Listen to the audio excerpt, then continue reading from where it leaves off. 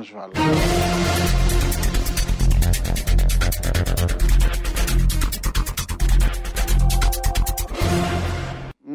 à tous, le bulletin Afrique, on commence par cette information. La remontée du brut est une aubaine pour les États producteurs. Leurs revenus vont augmenter et les projets des majors être relancés. Mais les questions sur les capacités de ces pays à diversifier leurs économies et à améliorer leur gouvernance demeurent. Explication avec Diakité Ibrahim. Voilà, élément qui ne vient pas encore. On espère retrouver Diakité Ibrahim sur la hausse des cours d'hydrocarbures. On l'a dit, la remontée du brut est une aubaine pour les États producteurs. Mais les questions sur la capacité de ces pays à diversifier leurs économies et à améliorer leur gouvernance demeurent. Explication Diakité Ibrahim. Alors que le prix du baril de Brent a augmenté de plus de $30 en peine un an, atteignant les $78 le 25 mai, les pays producteurs africains grands, à savoir le Nigeria, l'Angola, la Libye et l'Algérie, comme les petits pays, la Guinée équatoriale, le Gabon, le Congo et le Tchad se frottent déjà les mains. La violente chute des cours subie entre la mi-2014 et 2016, un effondrement de plus de 75% ne leur semble désormais plus qu'un mauvais souvenir. Les dernières projections des analystes leur dessinent à présent un horizon dégagé où le baril de Brent s'échangerait autour de $80.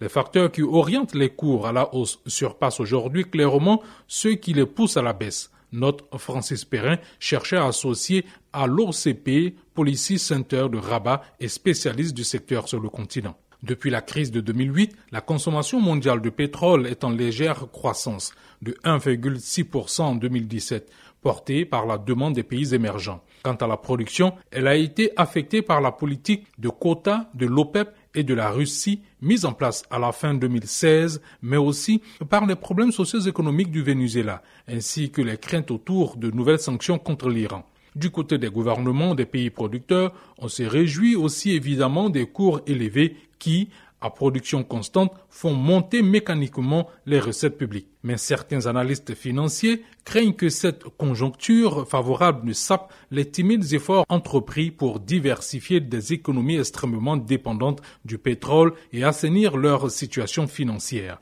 C'est notamment le cas de l'Afrique centrale et du Nigeria. Autre actualité sur le continent, les 630 migrants secourus par l'Aquarius au centre de la Méditerranée sont enfin arrivés, sains et saufs, hier dimanche dans le port espagnol de Valence.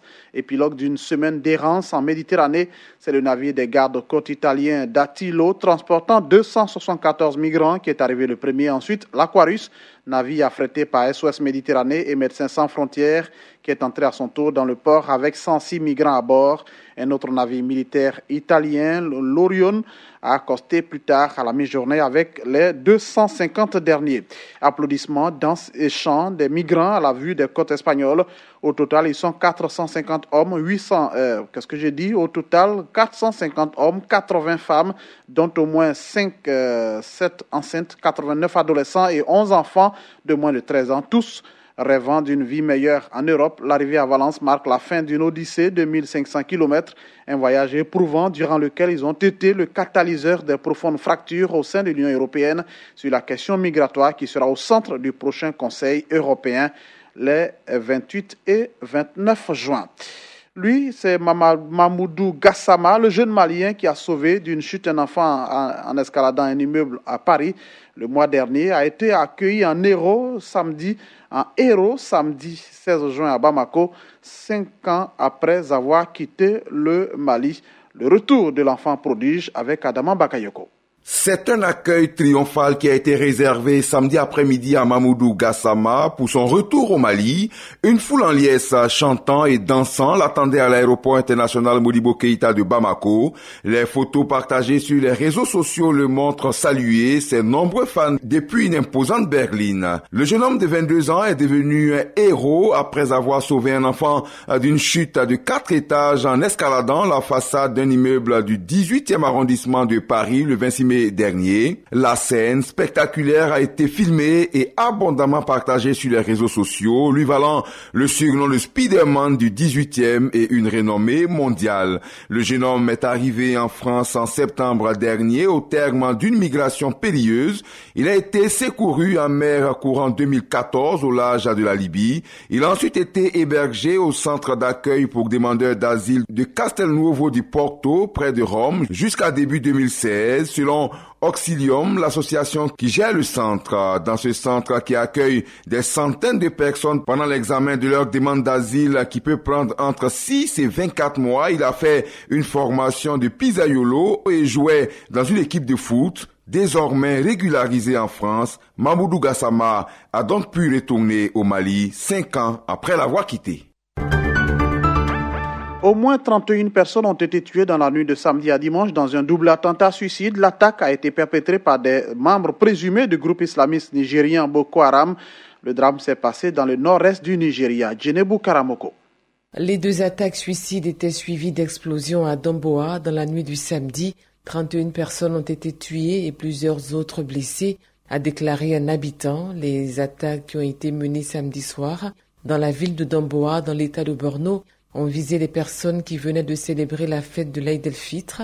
Après le double attentat suicide, des djihadistes présumés ont visé la foule qui s'était amassée sur le lieu des attaques avec des grenades faisant davantage de victimes. 2 kamikazes ont activé auparavant leur charge explosive dans 3 quartiers, tuant 6 habitants. Un responsable du gouvernement local a confirmé le bilan des victimes. Le dernier bilan fait état de 31 morts, mais celui-ci pourrait grimper car il y a de nombreuses personnes blessées qui risquent de ne pas survivre, a déclaré ce responsable, soulignant qu'un grand nombre de personnes avaient été blessées par des tirs de roquettes 2 minutes après le double attentat suicide. Le 1er mai, au moins 86 personnes ont été tuées dans 2 attentats suicides visant une mosquée et un marché dans la ville de Moubi, dans l'état voisin d'Adamawa. Depuis 9 ans, l'insurrection islamiste a fait plus de 20 000 morts dans la région et s'est répandue du nord-est du Nigeria jusqu'au Niger, au Tchad et au Cameroun, créant une grave crise humanitaire. Le conflit qui dure depuis 9 ans a fait plus de 20 000 morts et environ 2,6 millions de déplacés au Nigeria. Le bulletin Afrique, point final. On se retrouve demain pour d'autres informations. Excellente journée à vous tous.